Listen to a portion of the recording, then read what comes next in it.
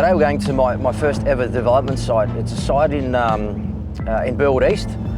It's on the corner of Highbury and Middlebury Road. I mean, it's tiny compared to everything we do now. I mean, but this was our start, and everybody needs to start somewhere. The long story short, it was a fish and chip shop, one of those old, you know, multi-use properties where you had the shop at the front and you had the house at the back, and then you had a whole bunch of land at the back as well, which was their car parking.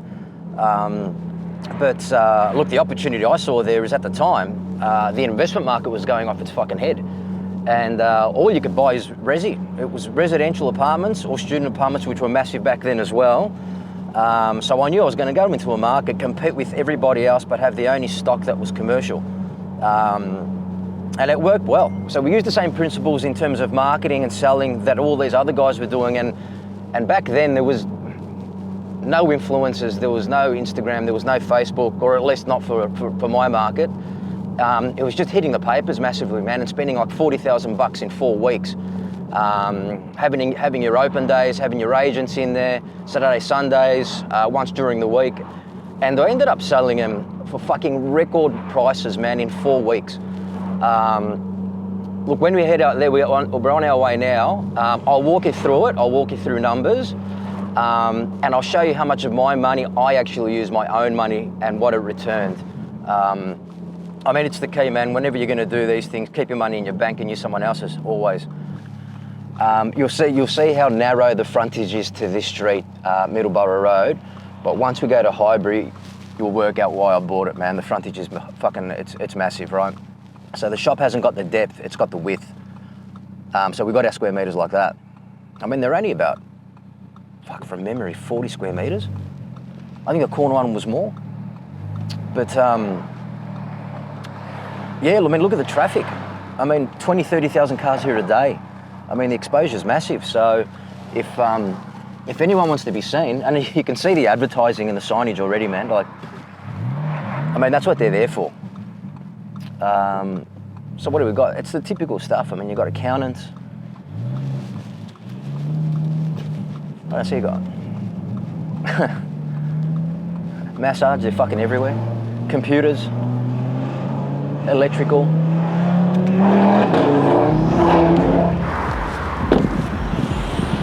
I don't think I've even been down the street in about 15 years, so I'm actually keen to see how it's held up.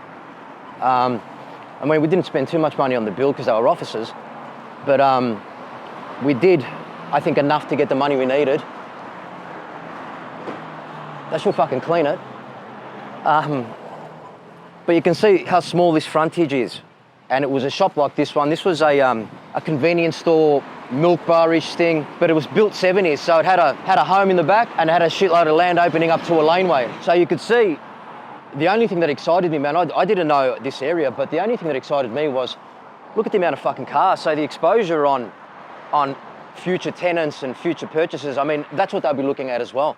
And you can sort of see they're fucking smashing their windows with signage and getting exposure without paying for it. Otherwise, you know, it's free advertising. But if you come through here, you'll understand what I'm talking about. I mean, it's a fucking massive frontage on Highbury roadside. So these shops haven't got the depth, but they've got the width. So the exposure's in the width. We've only got 4 here. In the rear, there's a car stack of 4 cars, a bin store from memory, main switchboard is out here as well. But this is literally 4 walls is what we built. They've done their own fit out on this. We were pretty smart. And we used the tool that others were using in marketing to sell them. These were sold all off the plan. We built a little display suite, which is a room with carpet, 4 walls and some 3D models. We launched the product. We were spending 10,000 a week on marketing. Back then, 10,000 was like 50 grand a week. And we got them away in under 4 weeks. I remember I had my little daughter in one of those carry bassinets, and I came here to sign the deal on a Saturday before lunch, so I wouldn't lose it. That's how fucking hungry we were, you know. But if you keep walking, you'll see that all it is a glass wall, compressed cement sheet, ceilings, absolutely fucking bare bones. So in terms of pricing, we sold this one $595. Shop 2, I was in the low fives, 525. Shop 3, 495. Shop 4, 445. All off plan, all 10% deposits, all done in 4 weeks. The site itself cost me 400 grand. Construction as an owner builder, 250 grand. Incidentals, 50 grand. Total cost was roughly 20% of my own money, and I'll tell you what that means. I only had to use 20% of my money out of the overall development construction cost, and look at the return. So forget about whether I had money or not, I actually used someone else's money to make a shitload of money. And never forget that, man, just because you've got money, you don't have to use it. If you can get someone else to pay for it, that'd be great. Back then, as well, LVRs were 80%, now they're about 60, 65%. So they were giving money away a little bit better. Our interest rates back then were 9%, and we complain now for commercial rates. But look, everything was a little bit easier back then too, but it doesn't mean it can't happen again today. Look, the biggest positive in all of this is that no one was competing against me, and I was in a market full of apartments and student housing. So we were the first to open up investment stock that was commercial, retail as well. But again, would I do another one now? Of course I would. Would you find it now? Don't know. But the competition for this sort of shit back then even was pretty fucking hot, man. Man, I was doing it for fucking everybody else, man, making their money. I got to a point where I had enough capital where I can actually even think about looking for sites. And I started looking. And I found this. I mean, price point for where I was perfect. Construction was simple. I could do it as an owner builder because I hadn't got my my builder's license yet. I was going for it. It just felt right. It just felt right. I knew what I could do. I knew what I couldn't do. I knew because I wasn't breaking any records here to be quick through council. I'd never worked with this council before. But mate, I reckon we got a permit here in 6 months, 7 months max. Mate, we're getting fucking permits in 18 months now. It's fucking ridiculous. It was a paling fence that stretched up almost 3/4 of the way. And that's when the commercial sort of component started, which was an old fish and chip shop run down. It was fucking old, man. The house was set back off this side. So as soon as we bought it, I demolished the back and I left the front and I turned that into my display suite. Once we got our sales, we demolished the balance and we just waited to get our building permit before we started. So it was pretty easy, man. I mean, all it is a ground slab. You got 4 walls separating the tenancies, a rear wall to a steel roof, which falls down to the rear, and it's as basic as it gets, man. We didn't polish any floors, we didn't put any aircon in it, we didn't put any kitchens in it, we did nothing at all. It was bare, not even plaster. I mean, that's why our cost was so low, 250 grand. You can't build a townhouse for 250 grand. I believe this is the bin stores. That'll be services, probably main switchboard. But that was it. That's all we did. I mean, when I say basic, I've never built anything more basic. And it's funny, because percentage-wise, what returns over 100%? I know we're making a lot more money now, and it's a shitload more now, but our percentages are nowhere near that. So yeah, I mean, everyone looks at a development now, tries to get out of it for 30, 35%. I don't, mine's a lot higher. But I don't blame them because that's where the market's at. So you could still make a lot of fucking money doing it. You just got to pick wise, man. And look at things that people aren't doing. I mean, if you want to get a townhouse in amongst townhouse sites, well, of course the money's not going to be great because everybody's doing it. Find something else to do, man. Well, this is the rear entry, right? This was a small garage to single level home, 3-bedroom, which had a commercial tenancy at the front like those old 70s that you see. So the operator that was here was also living in it, if that makes sense. So he wanted to sell up, I bought it. We demolished it straight away. Fencing, hoarding, we didn't know what we were going to get on it. And then just planning, man, yeah, it went pretty smoothly here. It actually went pretty fucking good here. I mean, we knew what we were going to get. It's not what you're going to get. It's what you're going to sell them for, how quickly can you sell them, how quickly you can start. I mean, it wasn't paid off. We were paying interest every month. But again, something that returned $2 million only cost me $130,000 from my pocket. So if you think about it, 130 grand of my own money, balances the bank, it's plus 2 million plus GST, return, bank takes their piece, and I get the balance, and my 130 back. And I'm still estimating, and I'm still project managing. So when I did my first one, there was no way I was going to buy a second one. I wanted to see exactly what was going to happen with it. Fucking very successful, man. Like, I wish everybody's first fucking development was like mine. But then it gave me confidence to start looking again, and I had my own money, and I was making proper money. By the time I got my second development going, I'd just been registered as a limited builder, which was great because the next one I did was commercial and residential, so I did that as well. And that was in Bay Road, Cheltenham. Again, the same fucking deal, man. I paid $385 for the site. I think the return on that was a lot more because we had the 2 resis upstairs. And I think that returned very close to 2.8, 2.9, spending $200,000 of my own money and getting it back. Pretty fucking sick. Man, I can tell everybody how to do it. It's not rocket science, but you got to buy right. You got to have a little bit of capital. You got to understand banking because it's changed now. You got to understand their policies, how credit works, how councils work now, because that's fucking full red tape now, man. But you still can make money, and you can still make a lot of money. And sometimes having gaps in between your developments, you'll actually make up the money that you think you've lost for not doing anything. And I've learned that firsthand, especially with the last one that I did. Yeah, man, it all started from here, the development arm anyway. And it's led on to probably 8 or 9 and going. Don't think about what it looks like. It's not the prettiest thing in the fucking world. Oh, people are gonna think it looks shit. It's not about looks, man. The best developments are the ones that make you the most money, not the ones that win you the fucking awards, I can tell you right now.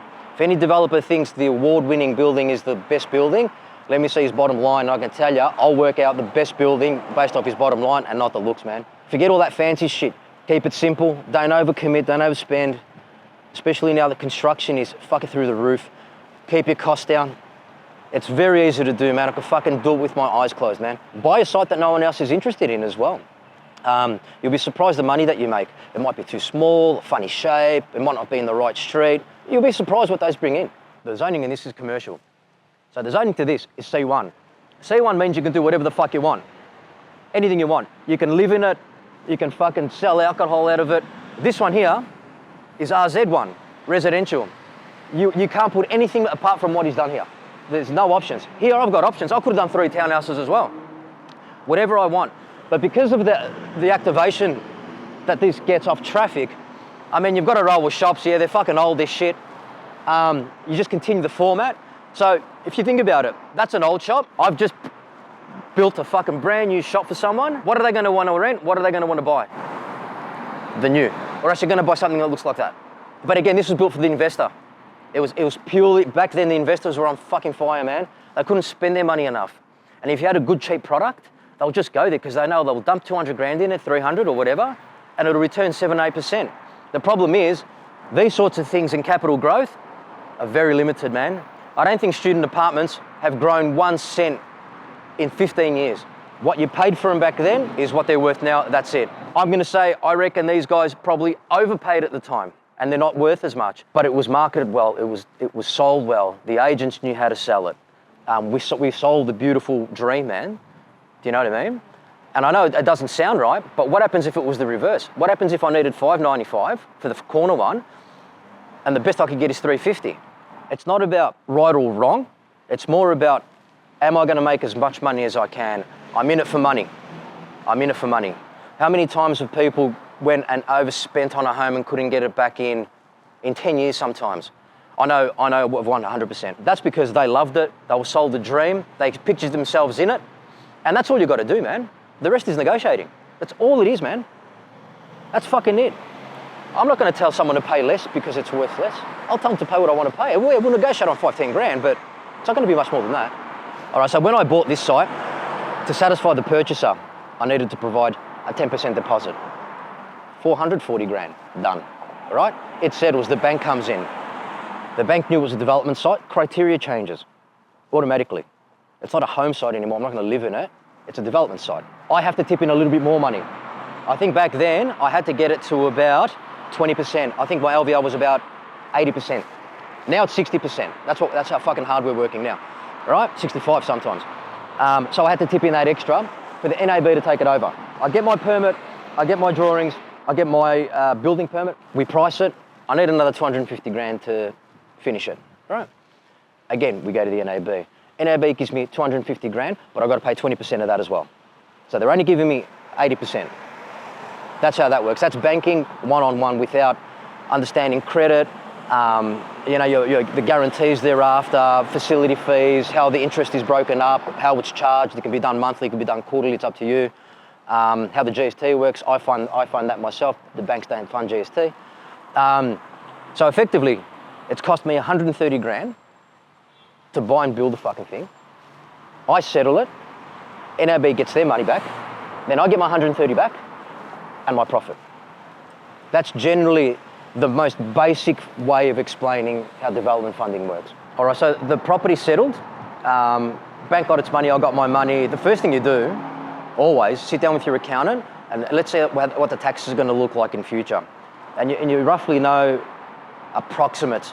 If your accountant is smart, he'd want you to throw more cost so you can get your cost base up. There's all sorts of things you can do, and I'll explain that in detail as well. But once that was done, don't forget I'm still doing my estimating, my project management, so I've still got my cash flow. I didn't have to touch that money, man, until I found my next site.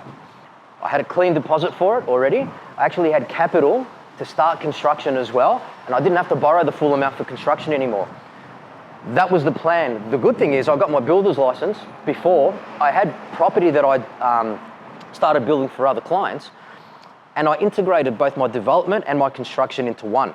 So construction on Bay Road, I didn't need to borrow a cent. I was using profits from my construction arm and I was tipping it into that development there, which reduced my profit for my construction arm and decreased my debt levels at Bay Road.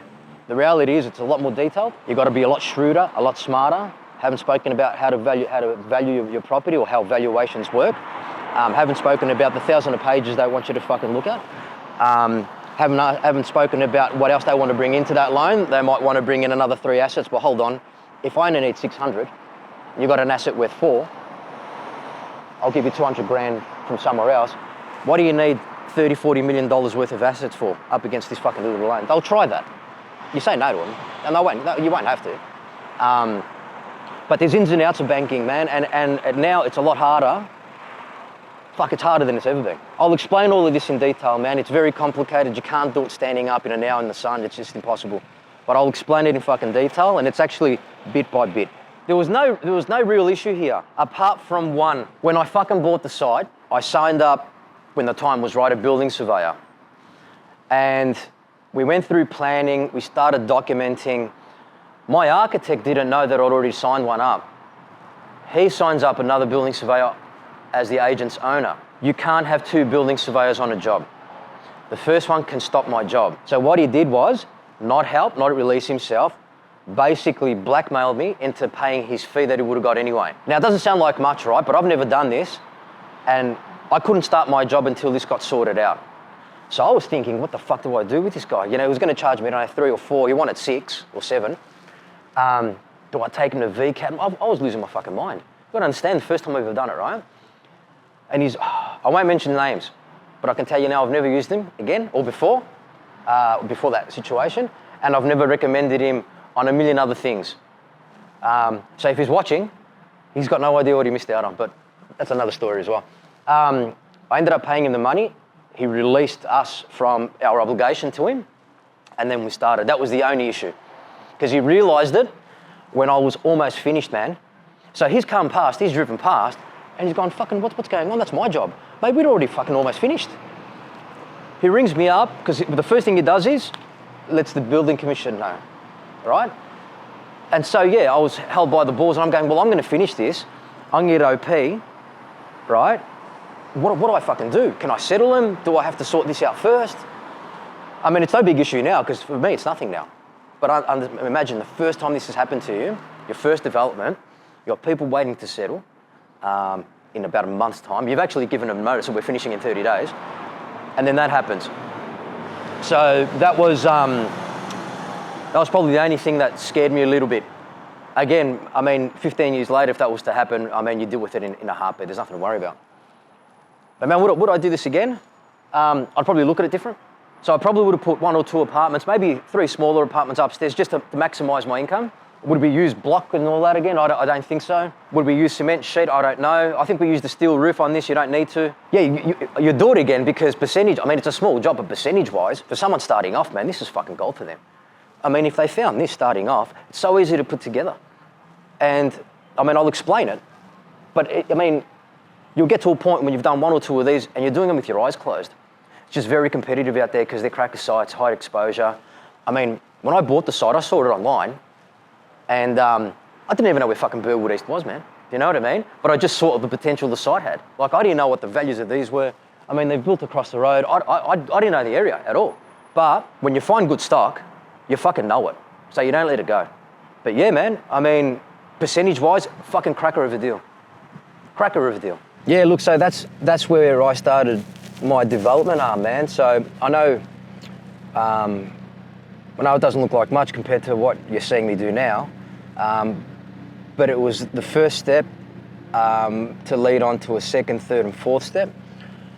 Well, in amongst that as well, I was working pretty fucking hard at the same time as well, but just because I was making money there, I wasn't gonna just keep doing that because you're limited to that as well. And I'll prove to myself that with a second stream of income, you can develop your first. And that first turns into two, and those two turn into four. So man, like I know it's been a big year for everybody, a hard year for probably a lot of people, but there is fucking hope, and I've done it, and I can tell you now that there's opportunity still there, man. I mean, just because the market's softening in that, it's just changing. I mean, something that worked 10 years ago might not work today. But affordability raises a few issues, man, and that means people can't afford. So start looking at stuff people can, if that's the market you want. But yeah, it's going to be interesting, and I think we're going to be busy. But everybody can have their first development, and it could lead on to, fuck it, wherever you want it to go, man. You just got to have faith and be positive in your ability, and confidence, man. Fuck, and discipline. I mean, you just got to keep going. And this little development here in Burwood East proved it.